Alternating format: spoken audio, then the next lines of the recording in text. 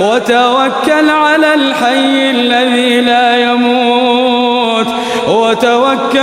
الحي الذي لا يموت وسبح بحمده وكفى به بذنوب عباده خبيرا. الذي خلق السماوات والأرض وما بينهما في 6 أيام ثم استوى على العرش. الرحمن فاسأل به خبيرا.